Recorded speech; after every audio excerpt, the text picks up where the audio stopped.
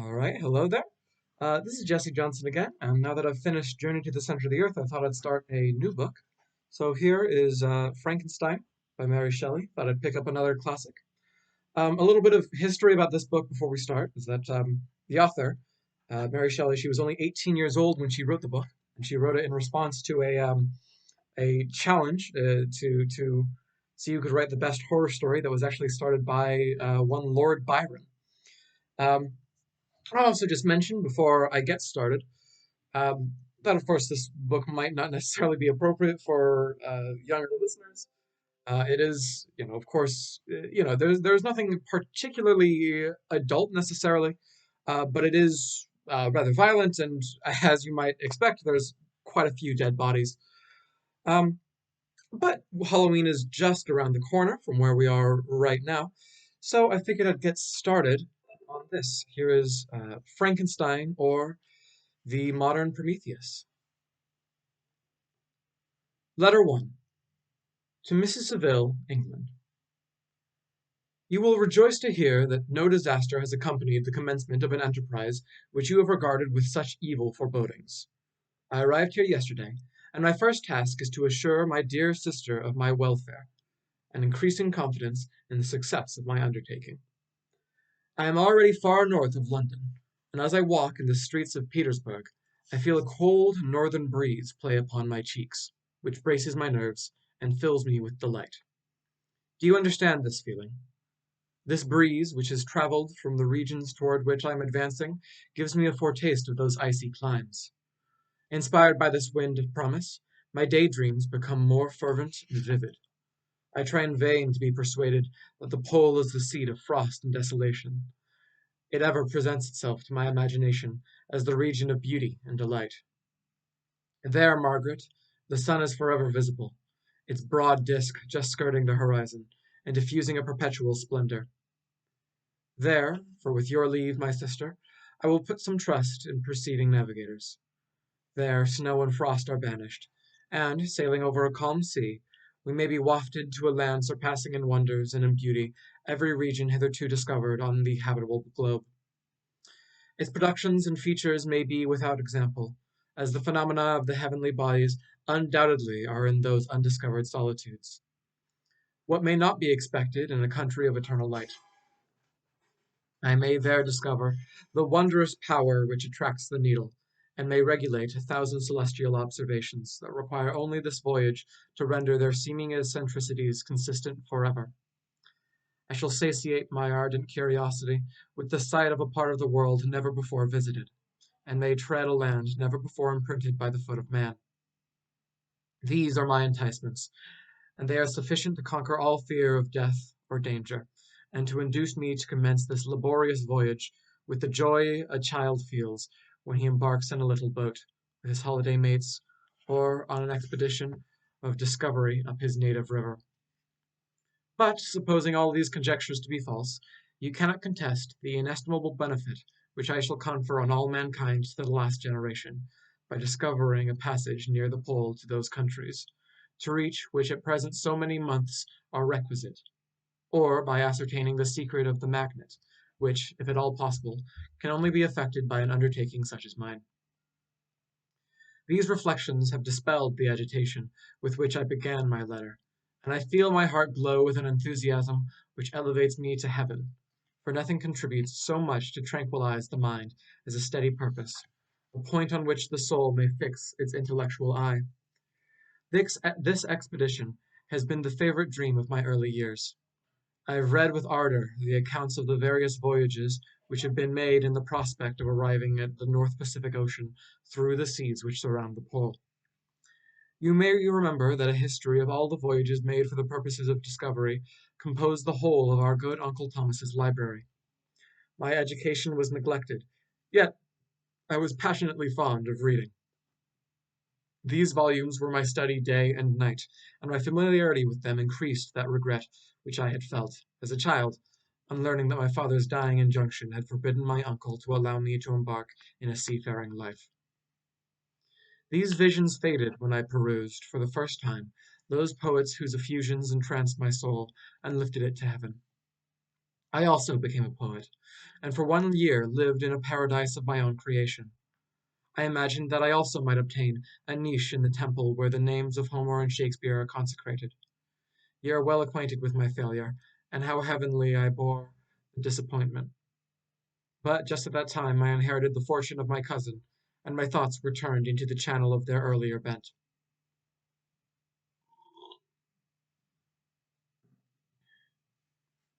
6 years have passed since I resolved on my present undertaking. I can, even now, remember the hour from which I dedicated myself to this great enterprise. I commenced by injuring my body to hardship. I accompanied the whale fishers on several expeditions to the North Sea. I voluntarily endured cold, famine, thirst, and want of sleep. I often worked harder than the common sailors during the day, and devoted my nights to the study of mathematics, the theory of medicine, and those branches of physical science from which a naval adventure might derive the greatest practical advantage. Twice I actually hired myself as an undermate in a Greenland whaler, and acquitted myself to admiration. I must own I felt a little proud when my captain offered me the second dignity in the vessel, and entreated me to remain with the greatest earnestness, so valuable did he consider my services. And now, dear Margaret, do I not deserve to accomplish some great purpose? My life might have been passed in ease and luxury, but I preferred glory to every enticement that wealth placed in my path. Oh, that some encouraging voice would answer in the affirmative! My courage and my resolution is firm, but my hopes fluctuate, and my spirits are often depressed. I am about to proceed on a long and difficult voyage, the emergencies of which will demand all my fortitude. I am required not only to raise the spirits of others, but sometimes to sustain my own, when theirs are failing. This is the most favorable period for traveling in Russia. They fly quickly over the snow in their sledges. The motion is pleasant, and, in my opinion, far more agreeable than that of an English stage coach. The cold is not excessive.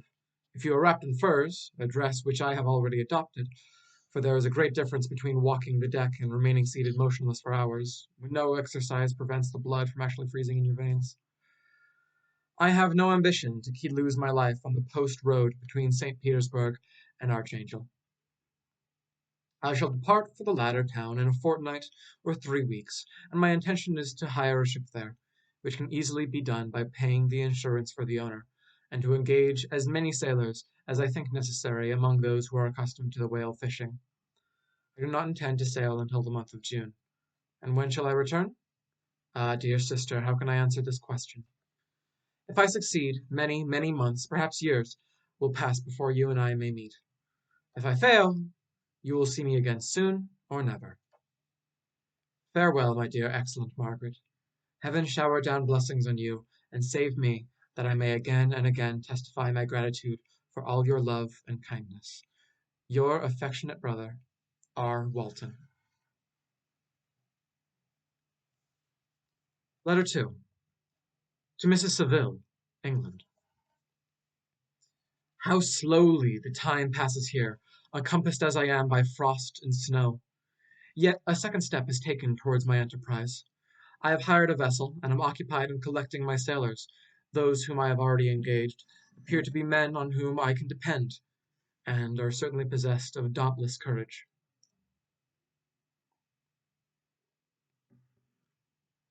But I have one want which I may never yet been able to satisfy, and the absence of the object of which I now feel as a most severe evil. I have no friend, Margaret. When I am glowing with the enthusiasm of success, there will be none to participate my joy. If I am assailed by disappointment, no one will endeavor to sustain me in dejection. I shall commit my thoughts to paper, it is true, but that is poor medium for the communication of feeling. I desire the company of a man who could sympathize with me, whose eyes would reply to mine. You may deem me romantic, my dear sister, but I bitterly feel the want of a friend. I have no one near me, gentle yet courageous, possessed of a cultivated as well as of a capacious mind, whose tastes are like my own, to approve or amend my plans. How would such a friend repair the faults of your poor brother? I am too ardent in execution, and too impatient of difficulties. But it is a still greater evil to me that I am self-educated. For the first 14 years of my life I ran wild on a common, and reading nothing but our Uncle Thomas's books of voyages. At that age I became acquainted with the celebrated poets of our own country, but it was only when I had ceased to be in my power to derive its most important benefits from such a conviction that I perceived the necessity of becoming antiquated, or acquainted, with more languages than that of my native country. Now I am 28, and am in reality more illiterate than many schoolboys of 15. It is true that I have thought more, and that my daydreams are more extended and magnificent, but they want, as the painters call it, keeping, and I greatly need a friend who would have sense enough not to despise me as a romantic, and affection enough for me to endeavor to regulate my mind. Well, these are useless complaints. I shall certainly find no friend on the wide ocean, nor even here in Archangel, among merchants and seamen. Yet some feelings, unallied to the dross of human nature, beat even in these rugged bosoms. My lieutenant, for instance, is a man of wonderful courage and enterprise. He is madly desirous of glory, or rather, to word my phrase more characteristically, of advancement in his profession. He is an Englishman, and in the midst of national and professional prejudices, unsoftened by cultivation, retains some of the noblest endowments of humanity. I first became acquainted with him on board a whale vessel, finding that he was unemployed in this city. I easily engaged him to assist in my enterprise. The master is a person of an excellent disposition, and is remarkable in the ship for his gentleness and the mildness of his discipline. This circumstance, added to his well-known integrity and dauntless courage, made me very desirous to engage him. A youth passed in solitude, my best years spent under your gentle and feminine fosterage, has so refined the groundwork of my character that I cannot overcome an intense distaste to the usual brutality exercised on board ship. I have never believed it to be necessary, when I heard of a mariner equally noted for his kindness of heart and the respect and obedience paid to him by his crew. I felt myself particularly fortunate in being able to secure his services. I heard of him first in rather a romantic manner, from a lady who owes to him the happiness of her life. This, briefly, is her story. Some years ago he loved a young Russian lady of moderate fortune, and having amassed a considerable sum in prize money, the father of the girl consented to the match. He saw his mistress once before the destined ceremony, but she was bathed in tears, and, throwing herself at his feet, entreated him to spare her, confessing at the time that she loved another, but that he was poor, and that her father would never consent to the union. My generous friend reassured the suppliant, and on being informed of the name of her lover, instantly abandoned his pursuit. He had already bought a farm with the money, on which he had designed to pass the remainder of his life, but he bestowed the whole on his rival, together with the remains of his prize money, to purchase stock, and then himself solicited the young woman's father to consent to her marriage with her lover. But the old man decidedly refused, thinking himself bound in honor to my friend, who, when he found the father inexorable, quitted his country, nor returned until he heard that his former mistress was married according to her inclinations. What a noble fellow, you will exclaim. He is so, but then he is wholly uneducated. He is as silent as a Turk, and a kind of ignorant carelessness attends him, which, while it renders his conduct the more astonishing, detracts from the interest and sympathy which otherwise he would command. Yet do not suppose, because I complain a little, or because I conceive a consolation for my toils which I may never know, that I am wavering in my resolutions.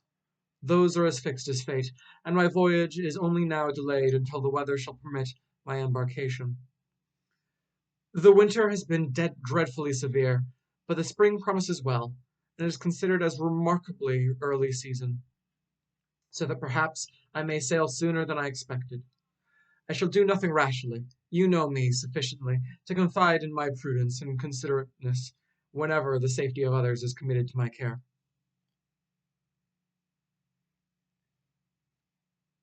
I cannot describe to you my sensations on the near prospect of my undertaking.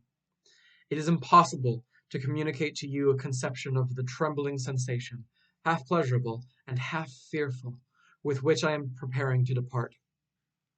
I am going to unexplored regions, to the land of mist and snow. But I shall kill no albatross. Therefore do not be alarmed for my safety. Or, if I should come back to you as worn and woeful as the ancient mariner, you will smile at my illusion.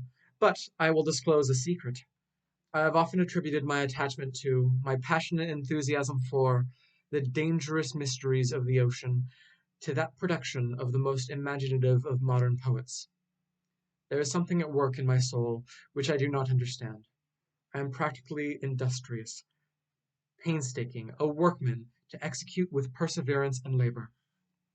But besides this, there is a love for the marvelous, a belief in the marvelous, intertwined in all my projects, which hurries me out on the common pathways of men, even to the wild sea and unvisited regions I am about to explore. But to return to dearer considerations. Shall I meet you again after having traversed immense seas, and returned by the most southern cape of Africa or America? I dare not expect such success, yet I cannot bear to look on the reverse of the picture. Continue for the present to write to me by every opportunity. I may receive your letters on some occasions when I need them most to support my spirits. I love you very tenderly. Remember me with affection, should you ever hear from me again. Your affectionate brother, Robert Walton.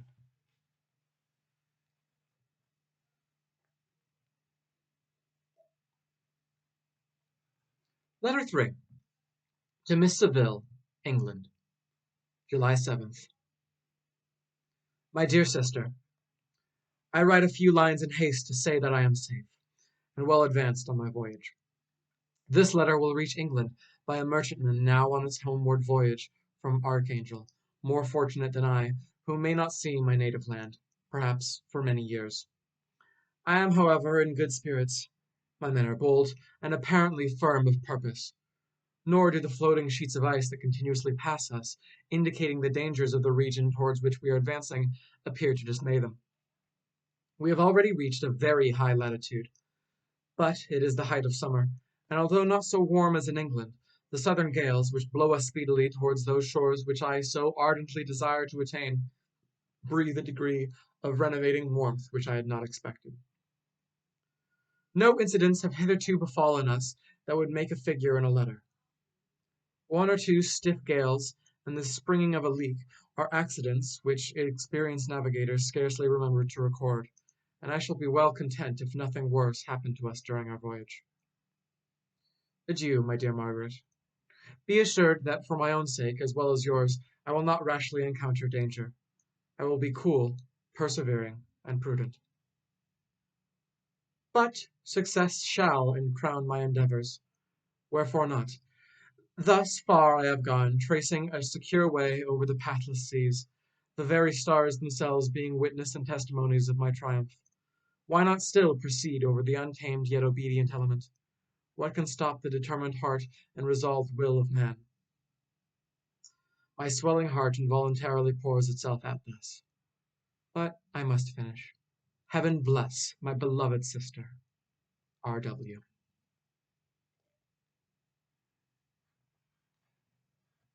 Letter 4.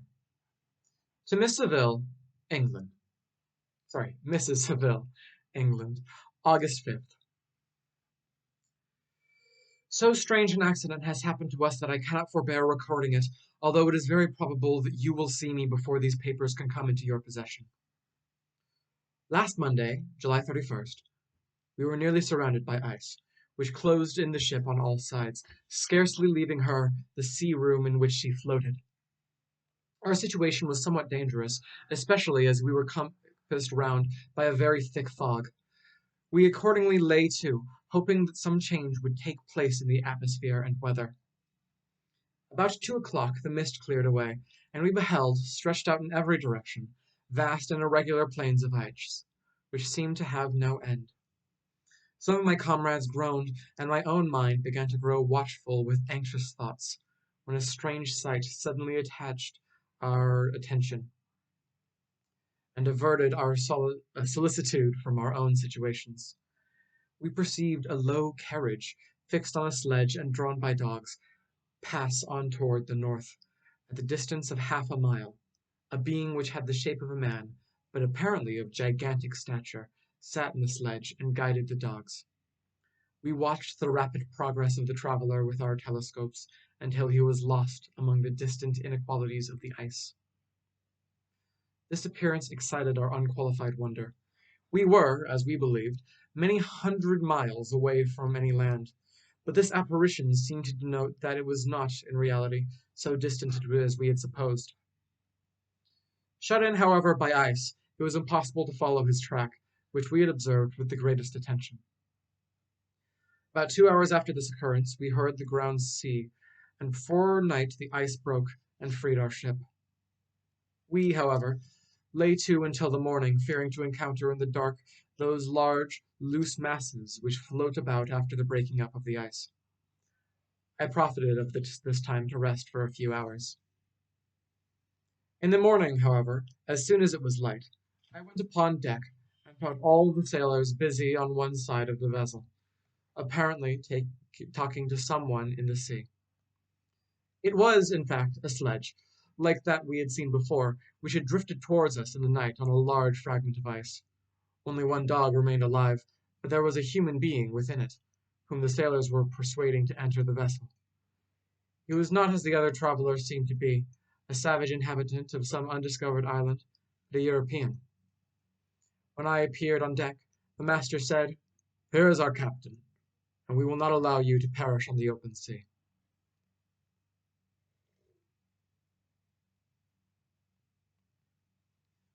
On perceiving me, the stranger addressed me in English, although with a foreign accent.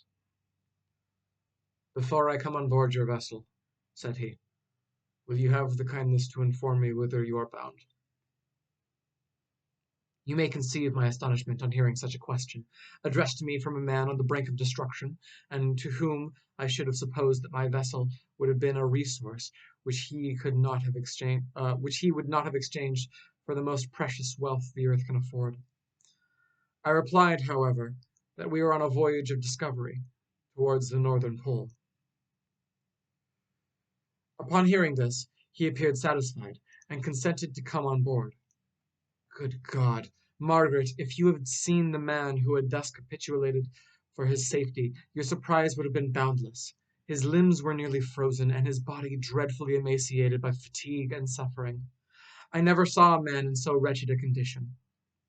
We attempted to carry him into the cabin, but as soon as he had quitted the fresh air, he fainted. We accordingly brought him back to the deck, and restored him to animation by rubbing him with brandy, and forcing him to swallow a small quantity. As soon as he showed signs of life, we wrapped him up in blankets, and placed him near the chimney of the kitchen stove. By slow degrees he recovered, and ate a little soup, which restored him wonderfully.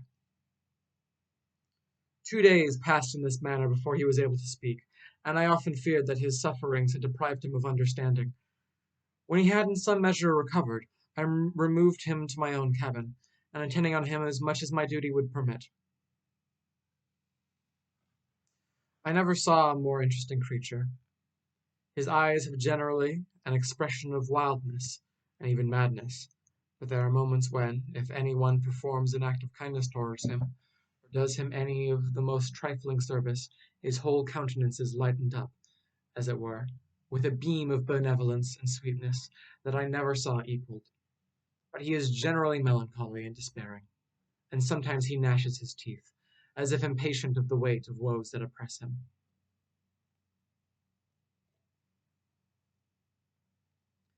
When my guest was a little recovered, I had great trouble to keep off the men, who wished to ask him 1,000 questions, but I would not allow him to be tormented by their idle curiosity, in a state of body and mind whose restoration evidently depended upon entire repose.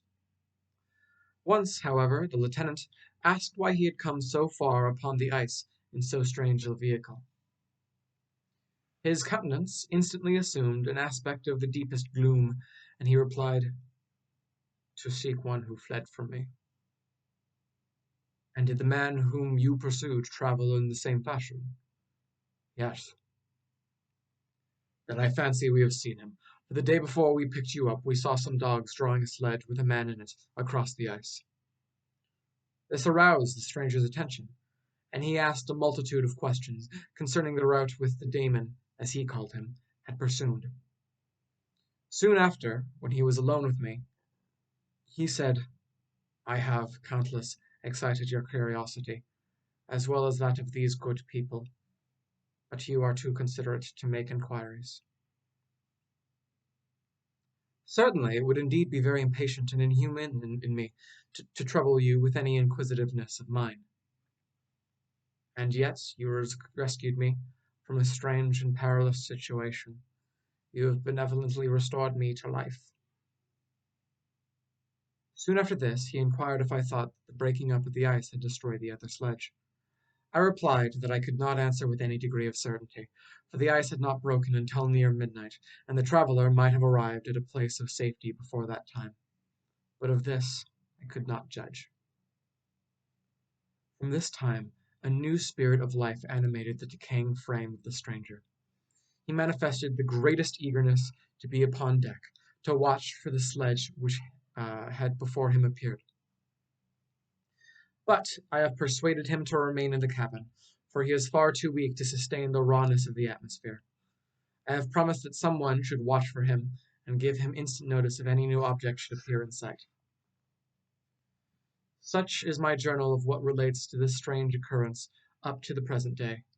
The stranger has gradually improved in health, but is very silent, and appears uneasy when anyone except myself enters the cabin. Yet his manners are so conciliating and gentle that the sailors are all interested in him, although they have had very little communication with him. For my own part, I begin to love him as a brother, and his constant and deep grief fills me with sympathy and compassion. He must have been a noble creature in his better days, being even now in wreck so attractive and amicable. I said in one of my letters, my dear Margaret, that I should find no friend in the wide ocean. Yet I have found a man who, before his spirit had been broken by misery, I should have been happy to have possessed as the brother of my heart. I shall continue my journal concerning the stranger at intervals, should I have any fresh incidents to record.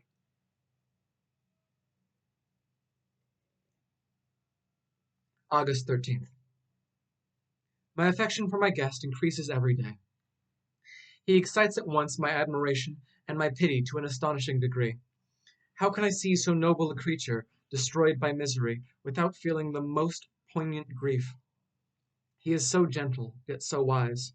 His mind is so cultivated, and when he speaks, although his words are culled with the choicest art, yet they flow with rapidity and unparalleled eloquence. He is now much recovered from his illness, and is continually on the deck, apparently watching for the sledge that preceded his own. Yet, although unhappy, he is not so utterly occupied by his own misery, but that he interests himself deeply in the projects of others. He has frequently conversed with me on mine, which I have communicated to him without disguise. He entered attentively into all my arguments in favor of my eventual success, and into every minute detail of the measurements I had taken to secure it. I was easily led, by the sympathy which he evinced, to use the language of my heart, to give utterance to the burning ardor of my soul, and to say, with all the fervor that warmed me, how gladly I would sacrifice my fortune, my existence, my every hope, to the furtherance of my enterprise. One man's life or death were but a small price to pay for the acquaintance of the knowledge which I sought for the dominion I should acquire and transmit over the elemental foes of our race.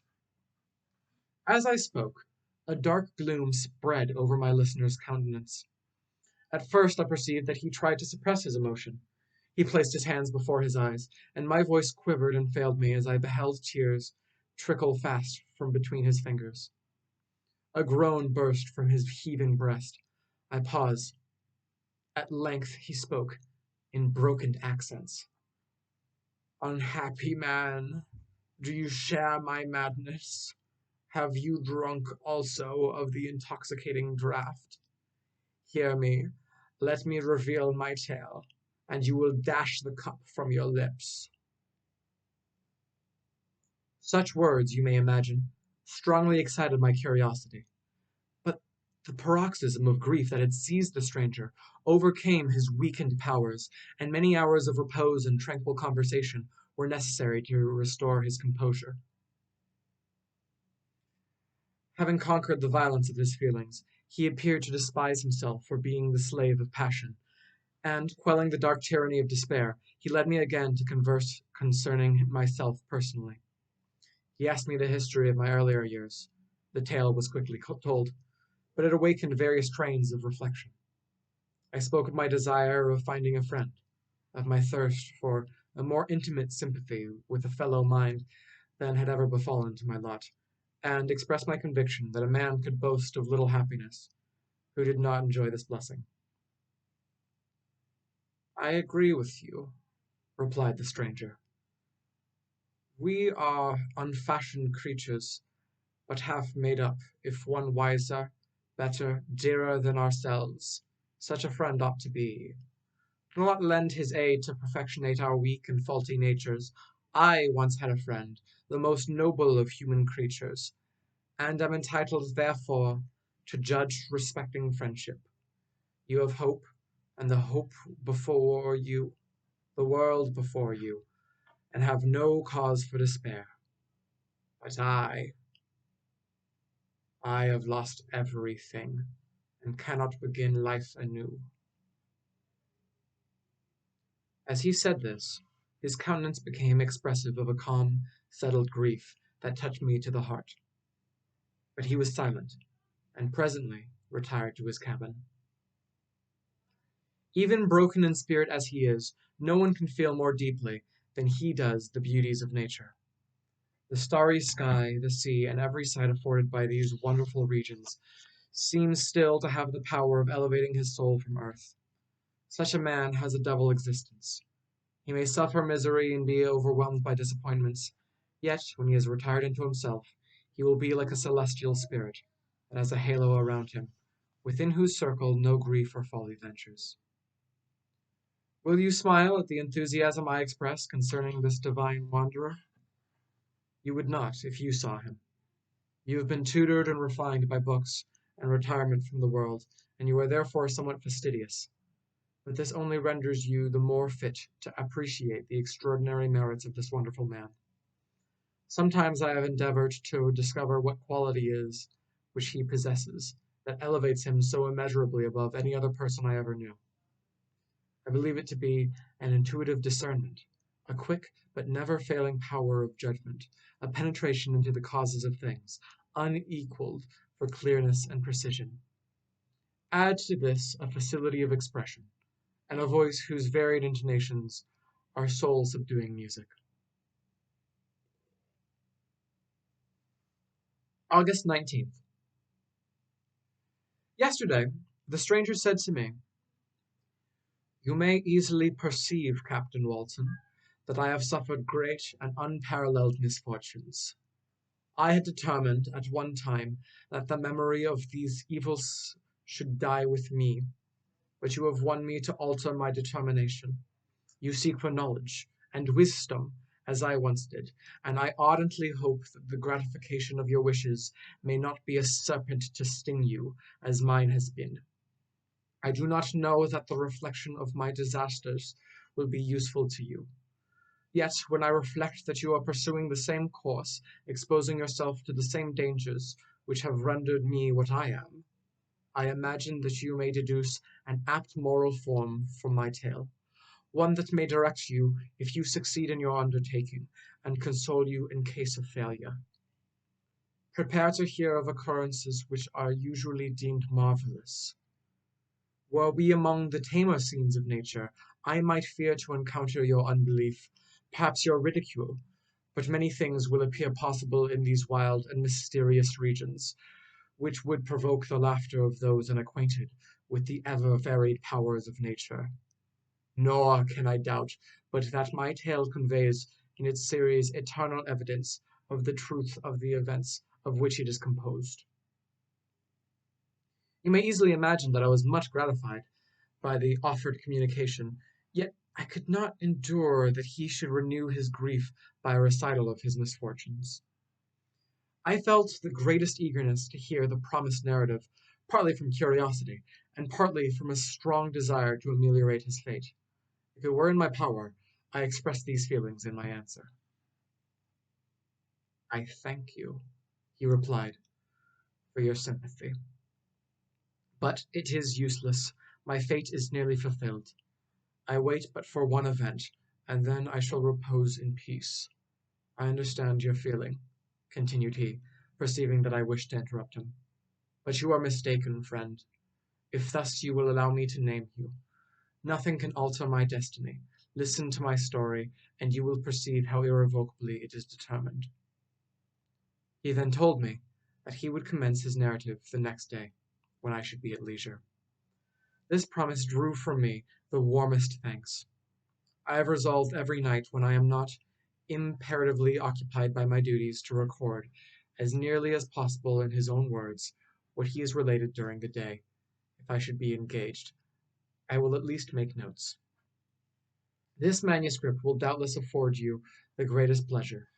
But to me, who know him and who hear it from his own lips, with what interest and sympathy shall I read it in some future day? Even now, as I commence my task, his full-toned voice swells in my ears, his lustrous eyes dwell on me with all their melancholy sweetness. I see his thin hand raised in animation, while the lineaments of his face are irradiated by the soul within.